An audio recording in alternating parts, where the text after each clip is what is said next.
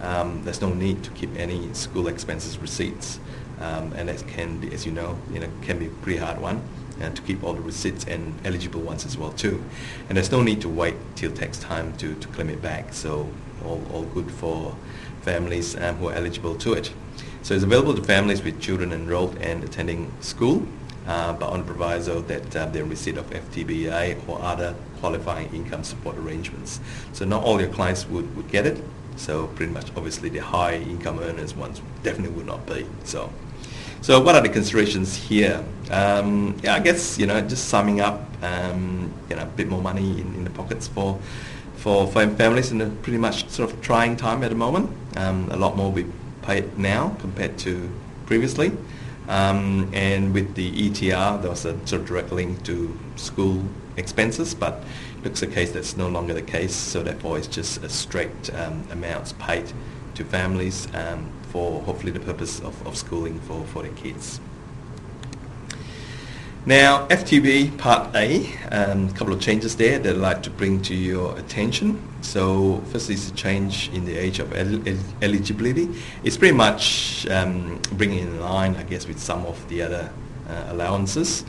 So from 1st of January 2013, the limit eligibility for FTBA to young person under 18 only, or if they remain in secondary school for a bit longer, up to the time when in the calendar year when they turn 19, that will be the latest time they can have the FTBA. Right? Of course, if they are no longer eligible for FTBA, so for perhaps someone in school turning 19, so 20 say, then they may qualify for the youth allowance instead, but obviously subject to the normal requirements. The only other change is, which is a good change, is an increase in the maximum payment rate for FTBA from 1st of July next year, 2013. And on the basis of the budget papers last on Tuesday, additional $300 per annum for families with one child, or $600 for families with two or more.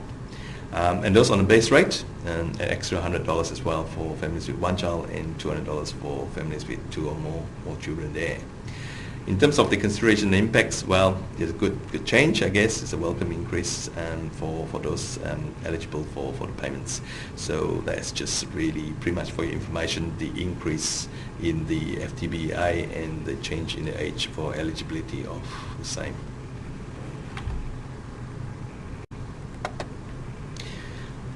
Some miscellaneous changes here. So on this slide, we look at some of the various other social security measures. First one, liquid assets waiting period. So this is the one where it applies to certain income support payments such as New Start allowance. So this is looking at what assets you have and I guess how much time you wait before you are able to access the benefit. So from 1st of July 2013, the proposal is to increase the amount, maximum reserve amount for certain of these payments. And the increase is for single person without dependents, $5,000. Previously it was $2,500. A member of a couple and or single with a dependent, it's gone up to $10,000 rather than $5,000. So that's a pretty good move there. Now in terms of parenting payments, so again it's something which you have read about in the papers and hear about on the TV, is obviously to get individuals who are on parenting payments back to work. So VAX PP recipients who were on payment under the 1st of July 06 grandfathered provisions. So it's really sort of clawing back the provisions, the grandfathered provisions that was available back then. And these individuals who fell under these grandfathered provisions will now be assessed under the current guidelines. What the impact is really, if you got someone with the grandfathered provisions, partnered recipients with youngest child aged 6 years or over, or single recipients with 8 years or over child will cease to be eligible, and therefore they'll just come under the new test. So in the past, someone who had the grandfather provisions would have still been eligible, but from now on, then when the provisions apply, then they will have to reapply to be eligible, or if not, will have to transition to New Start allowance or pretty much back to work there. New income support supplement for commencing on 20th March 2013, so that's next year. It's going to be available to a range of income support recipients there, and the amount is $210 for eligible singles, $175 for each member of eligible couple, paid twice a year, March and September of each year. So just sort of a few sort of miscellaneous minor changes that you should be aware of. So given the various changes on this slide, as we discussed, then you might need or get to back to your clients just to say what the impacts are on your variety of clients there. Now, changes in terms of going overseas for your clients who are on Centrelink, so impact on overseas stay. Couple of changes here. So first one, we look at Australian Working Life Residency. So to apply from 1st of January 2014, so this applies to age pension recipients. So if they're overseas, fortunate enough to be overseas for more than 26 weeks, then the unfortunate news is that they only receive full entitlement if they've been resident in Australia for 35 years. And that's a change of rule from 25 years currently. So if they are away for more than 26 years, then they can only receive it in full for if they have been here for more than 35 years, at least 35 years. Now, pensioners, if they have less than 35 years, not to say that they will completely not have the payment, but they will receive a proportionate payments. Now, what about the partnered pensioner? So if their spouse residing overseas, they will be just based on their own residency, so there's no linkage between the two of them. Now, another change in terms of overseas, looking at Centrelink payments, and this doesn't affect age pensions. From 1st of January 2013, those overseas for longer than 6 weeks, down from 13, will have their payment stopped. Right, will have the payment stopped. So therefore, 6 weeks and no more.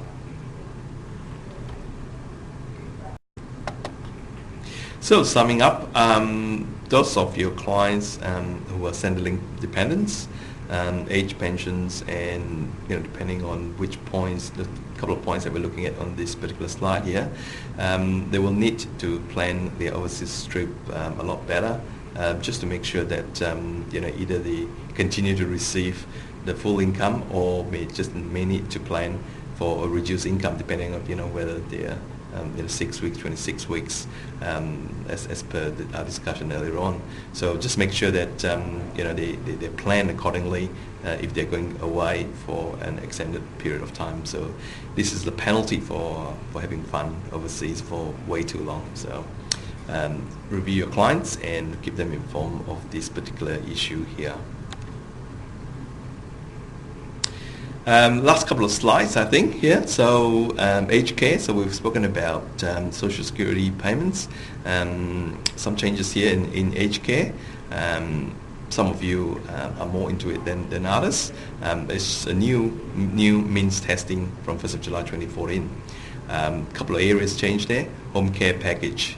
So here, if there's a home care, then the full pensioners will not pay any income tested care fee. So if it's someone on full pension, nothing to worry about in terms of the income tested care fee. But for part pensioners, there's a need to pay, but there's a maximum of $5,000 per annum, and for self-funded retirees up to $10,000 per annum.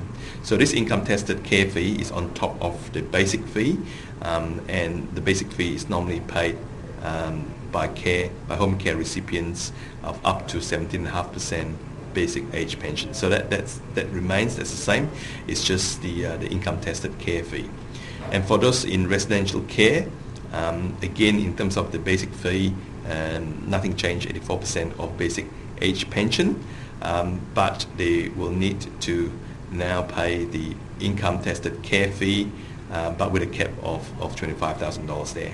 So basic fee and income tested care fee, but with an annual cap of $25,000.